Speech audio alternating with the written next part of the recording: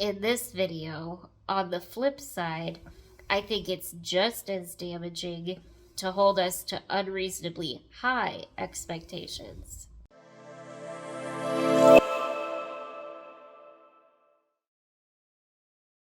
Hey everybody, I'm Amber, a disabled gal, here to reveal or remind you that you're complete in Jesus Christ alone.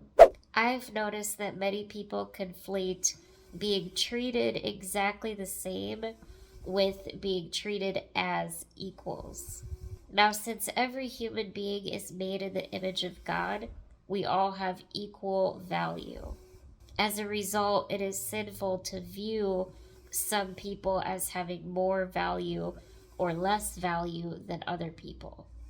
Our value comes from God, not our abilities, not our ethnicities, not anything else. As a disabled person, I want to be treated with the same respect as anybody else would.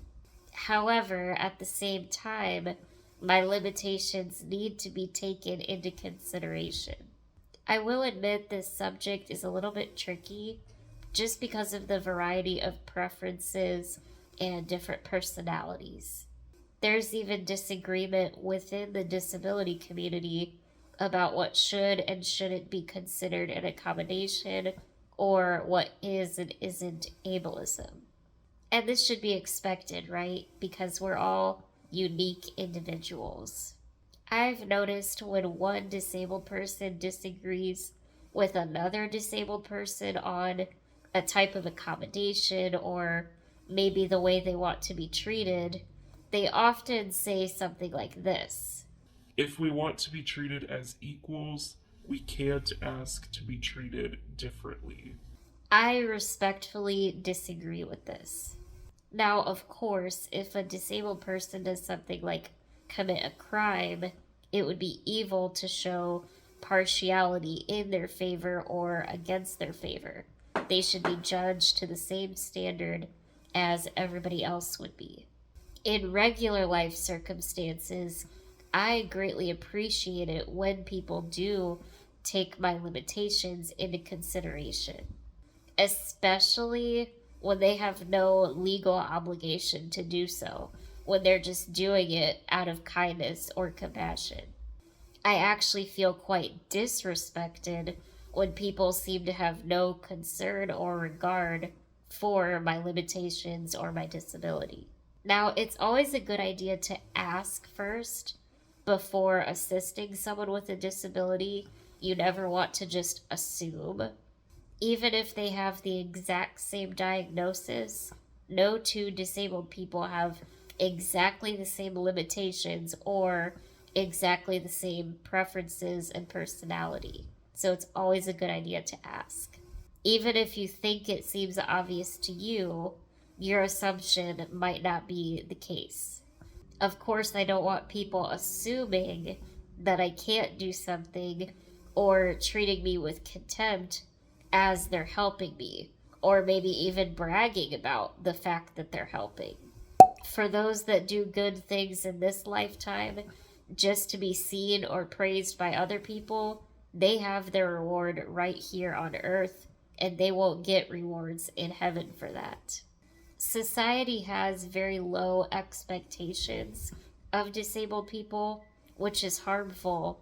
But then at the same time, they have unreasonably high expectations of us as well, and just expect us to get by with no support whatsoever if we choose to move out of our parents' house. And then they demonize us for not meeting those expectations. In last week's video, I did take a deeper dive into low expectations of disabled people and how that's very damaging in our lives. In this video, on the flip side, I think it's just as damaging to hold us to unreasonably high expectations. Both extremes of the pendulum are very damaging to disabled people. I don't want to be told that I can't do something. At the same time, I don't want to be ridiculed for asking for assistance or support in order to do that thing. And I don't want to be told that I shouldn't do something simply because I need assistance doing it.